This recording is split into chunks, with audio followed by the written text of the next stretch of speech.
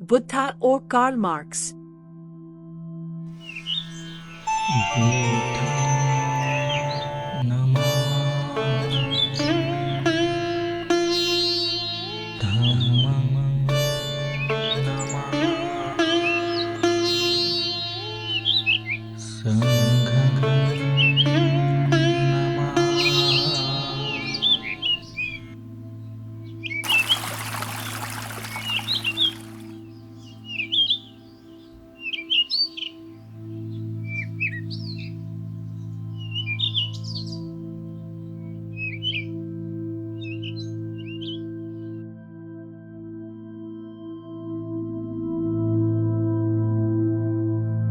Thus, brethren, from goods not being bestowed on the destitute, poverty grieve rife. From poverty growing rife, stealing increased. From the spread of stealing, violence grew space. From the growth of violence, the destruction of life common. From the frequency of murder, both the span of life in those beings and their comeliness also diminished. Now among humans of latter span of life, brethren, a certain took by theft what was not given him, and even as those others was accused before the king, and questioned if it was true that he had stolen. Nay, O king, he replied, they are deliberately telling lies.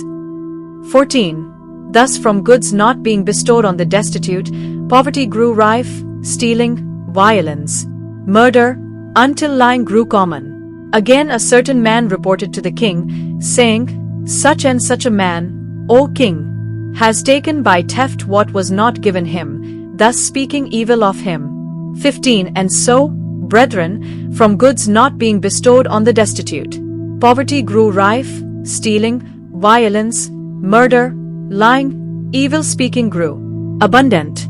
16. From lying there grew adultery.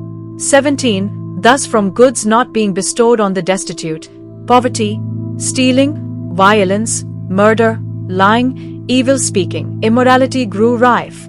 18. Among them, brethren, 3 things grew space: incest, wanton greed, and perverted lust.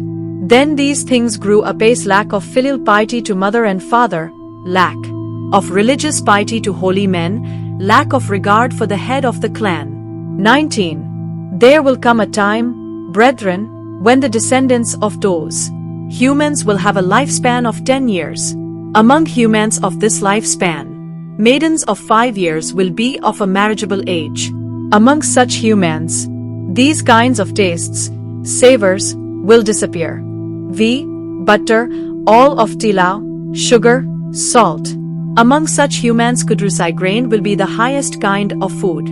Even as today rice and curry is the highest kind of food, so will kudrusa, grain will be then.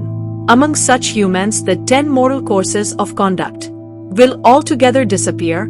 The 10 immoral courses of action will flourish excessively. There will be no word for moral among such humans. The 10 moral courses of conduct will altogether disappear. The 10 immoral courses of action will flourish excessively. There will be no word for moral among such humans, far less any moral agent.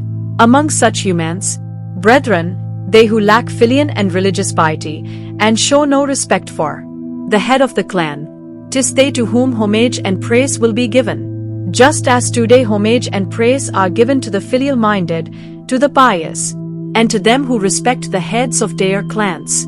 20. Among such humans, brethren, there will be no such thoughts of reverence as are a bar to intermarriage with mother, or mother's sister, or mother's sister-in-law, or teacher's wife, or father's sister-in-law.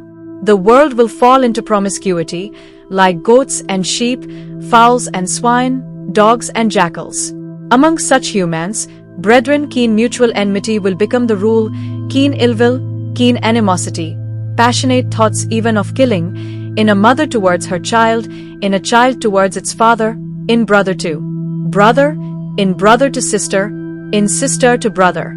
Just as sportsman feels towards the game that he sees, so will they feel. This is probably the finest picture of what happens when moral force fails, and brutal force takes its place. What the Buddha wanted was that each man should be morally so trained that he may himself become a sentinel For the kingdom of righteousness. 8. Withering away of the state. The communists themselves admit that their theory of the state as a permanent dictatorship is a weakness in their political philosophy. They take shelter under the plea that the state will ultimately wither away. There are 2 questions which they have to answer. When will it wither away? What will take the place of the state when it withers away? To the first question they can give no definite time.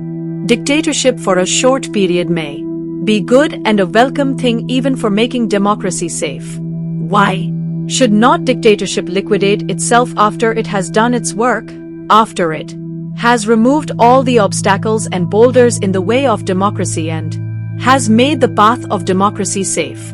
Did not Asoka set an example? He practiced violence against the Kalingas, but thereafter he renounced violence completely. If our victors today not only disarm their victims but also disarm themselves, there would be peace all over the world. The communists have given no answer. At any rate, no satisfactory answer to the question what would take the place of the state when it withers away, though this question is more important than the question when the state will wither away. Will it be succeeded by anarchy? If so, the building up of the communist state is an useless effort. If it cannot be sustained except by force, and if it results in anarchy when the force holding it together is withdraws, what good is the communist state? The only thing which could sustain it after force is withdrawn is religion. But to the communists, religion is anathema. Their hatred to religion is so deep seated that they will not even discriminate between religions which are helpful to communism and religions which are not. The communists have carried their hatred of Christianity to Buddhism without waiting to examine the difference between the two. The charge against Christianity leveled by the communists was twofold. Their first charge against Christianity was that they made people otherworldliness and made them suffer poverty in this world, as can be seen from quotations from Buddhism in the earlier part of this tract. Such a charge cannot be leveled against Buddhism. The second charge leveled by the communists against Christianity cannot be leveled against Buddhism. This charge is summed up in the statement that religion is the opium of the people. This charge is based upon the Sermon on the Mount, which is to be found in the Bible. The Sermon on the Mount sublimates poverty and weakness. It promises heaven to the poor and the weak. There is no Sermon on the Mount to be found in the Buddha's teachings. His teaching is to acquire wealth. I give below his sermon on the subject to Anathapindika, one of his disciples.